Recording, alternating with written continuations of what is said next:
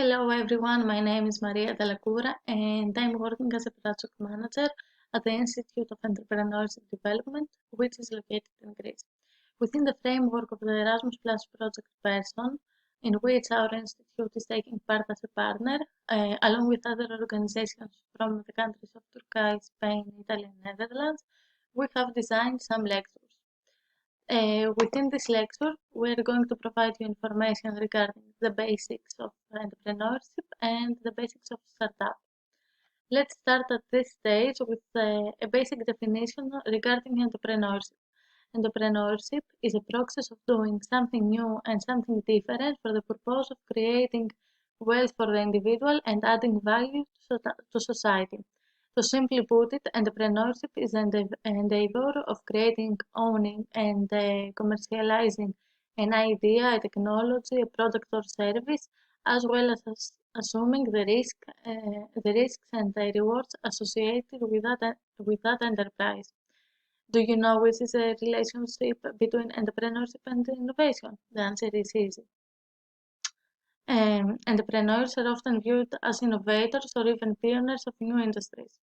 Sometimes innovation is not a new technology like an autonomous vehicle, but a new application or process. For example, Amazon is one of the largest companies in the world, but it started by simply selling books online instead of in a brick and mortar stores. Entrepreneurs are associated with innovation because innovating gives the founder's company a competitive advantage and offers entrepreneurs an outlet for their creativity. uh, why entrepreneurship is important? An entrepreneur is a person who sees a problem and focuses on creating the solution.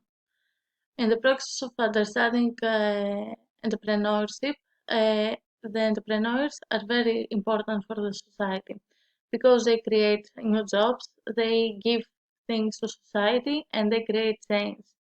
Essentially, anyone with time, talent, and capital can become entrepreneur if they take the leap of faith and start a new business. Whether the founder's business plan is brand new or it's building upon a time-tested model, the entrepreneurs must do the hard work of taking it from the theoretical into the tangible and recognizing that without this transformation, the idea's potential remains unreleased. This means an entrepreneur will need a deep store of personal initiative and the acumen to see the idea through. Most entrepreneurs start their business with funds from their own savings, usually, as well as from the friends and families. To build something more than a small business, a founder might need to accept also outside finance. There are various sources of capital for early stage and emerging companies that includes loans or equity investments from angel investors or at a later stage from venture capitals and private equity.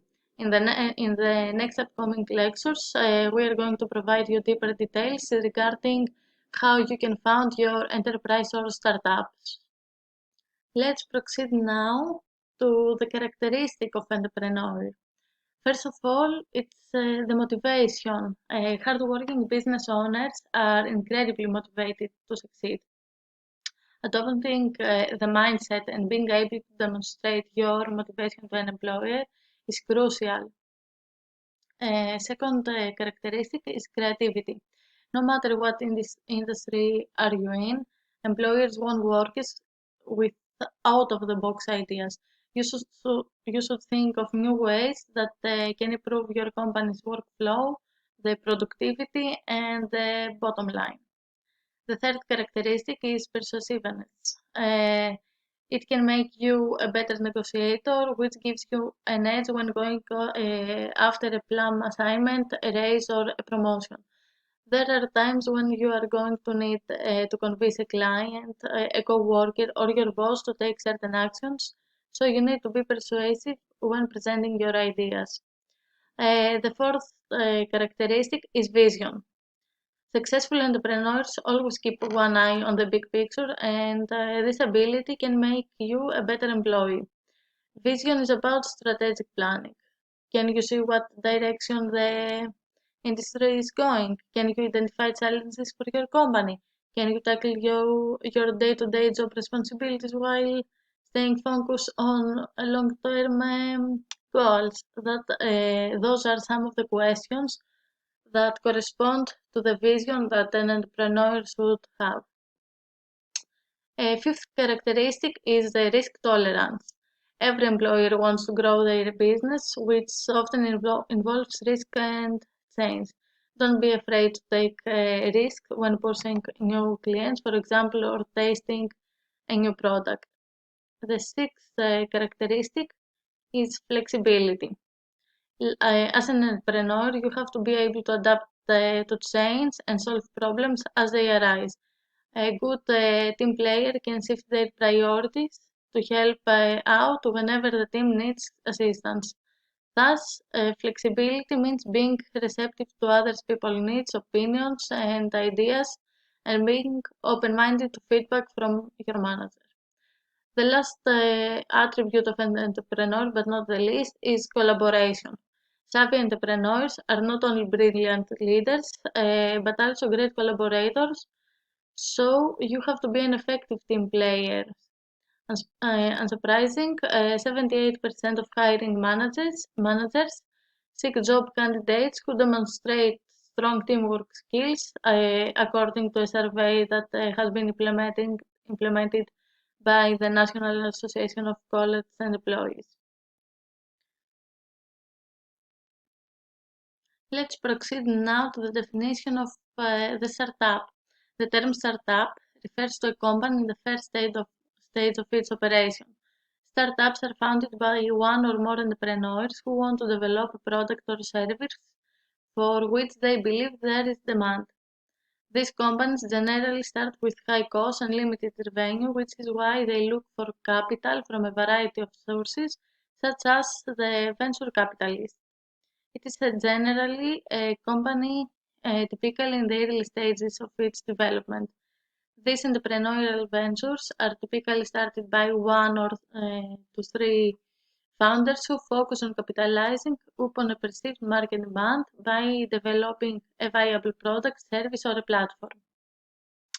One feature that most people seem to agree on for the definition of startup is the focus on the growth. Small businesses may be happy staying small businesses forever, but a startup doesn't want to stay small. All startups, by their very nature, will start out being small businesses, but not all small businesses are startups. The difference with startups is that it's their goal to no longer be a startup at some point in the future, while, while many small business owners are more than happy for their small businesses to remain small businesses. Uh, in general, starting a new enterprise or a startup generally requires a business concept or idea involving a product, a service, or a process or a new technology, people to support the work, a process by which the product or service will be delivered, and enough money to support the development of the idea. The characteristics of startups in general can be summed up in four. The first one is tremendous growth. Startups are businesses designed to scale incredibly quickly, and this focus on growth and rapid scale differentiates them from small businesses. The second characteristic is innovation. Startups are characterized by innovation, new ideas, and using technology to create something that addresses a problem. They are typically disrupting existing markets. For example, the Airbnb was initially a startup, the Uber also, and it could be also a search engine, for example, the Google, or they can have even a legal type. The third one is the age. Startups are generally young, and after 3 years in business, most cease operating as startups. This consists with other events, including the company is acquired by a larger company, or it is set up as multiple offices. It can reach revenue of over 20 billion dollars. The company to have over 80 employees, to have over 5 directors, or to personally sell some of their shares. The last characteristic of the startups is that they are tech-oriented. In general, by definition, a startup doesn't need to be tech-oriented, although in reality they often are. Startups often use technology to solve problems, and the ever-growing public access to that technology enables a startup tremendous growth. Thank you.